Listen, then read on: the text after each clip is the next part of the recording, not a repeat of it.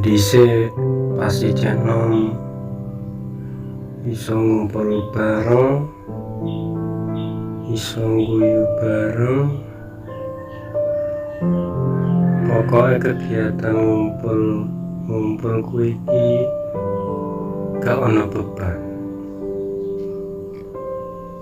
Ono sing marani ceweke lan wong tuane iki gak setuju anak iki nak digo nganggur ora pamitan. Iku jaman dhisik. Jaman saiki kan ora. Jaman wis tuwa sing do hati-hati lho. Kaya ngene iki pamitan sik repane arep metu. Nah wong saiki nom saiki kebanyakan iki arep budal metu healing lah. Wis jarang gelem pamitan karo wong tuane ajak metu anake dolan. Saiki zamane wis modern, zamane wis sosmed. Tinggal chat, ketemuan, Sherlock, wis dadi. Itu karo zaman dhisik. Zaman dhisik niku dolan ning ngene wong tuwane niku wis senenge ra karuan. Itu aduh karo zaman dhisik. Dadi kanggo wong tuwa sing duwe anak perawan dijogo, dibimbing ben masa depannya iku tertata apik. Janjane nak metu ngejak dolan anake kuwi hal sing wajar kanggo cah nom-nom. Apa meneh pamitan karo tuane malah dikeki sangu. Dadi iso jajan bareng karo pacare. Jan wis nikmat donya kok. Pokoke pacaran zaman dhisik iku unik lan ngangeni. Paribasan numpake montor kuwi ora semewah zaman saiki. Senajan vario lagu yo wis ketok mewah nak zaman dhisik. Sing paling penting pacaran zaman dhisik kuwi sing diutamakno kuwi ku tempate sing nyaman lan pemandangane indah. Tapi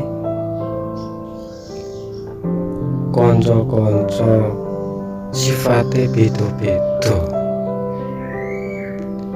Ya ana sing ngenyek pacaran kok karo wong cupu. Iku jaman dhisik nak nyek-nyekan karo kanca-kanca. Tapi ku wis hal biasa kanggo canom ngono kuwi. Setidake kudune iso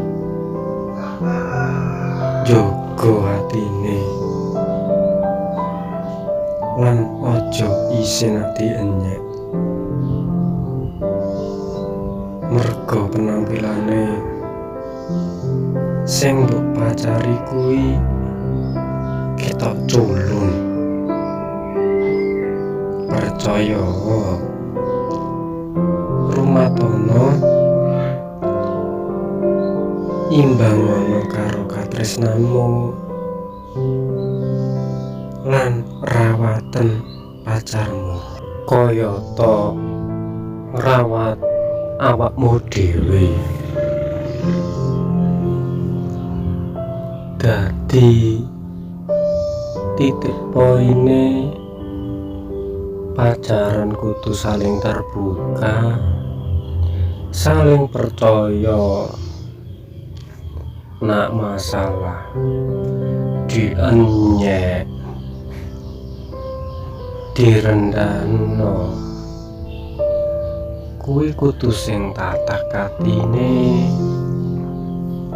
Ojo ngelakno sing wis pacari malah emosi. Muga nak ketun ngguri. Mergo opo mbok pandang rendah wong iku culun cupu, ya ora ngerti menggurine kepiye. Iso berubah drastis yo ora ana sing ngerti, tapi waktu demi waktu wong lanang kuwi ora betah nganti gawe tangise wong wadon sing dipacari kuwi. Lan kondo pakane bapak, nak aku diputus pacarku pak, kuwi jaman dhisik isih unik-unike. Pacaran ana ngene ngono ya kondo untune. Dadi wong tuwane iku iso nglai solusi kanggo anake. Yo gampang nduk, sesuk ra ana gantine. Lan iki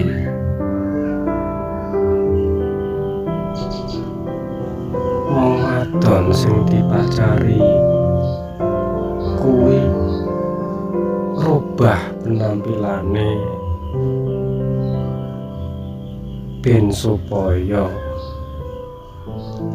mantane dhisik kuwi roh kaget. Loh, iki mosok pacarku dhisik iku sing dadi kekarepane wong wadon kuwi. Hari berikutnya yo isih ngumpul-ngumpul ning wisata Panoan Solang, Rembang, Jawa Tengah.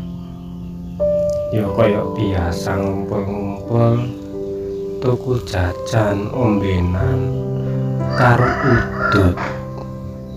Lan wong lanang sing ngejak metu kuwi cerita, wis tak putus bro, pacarku culun kae, isin aku mbok nyai terus.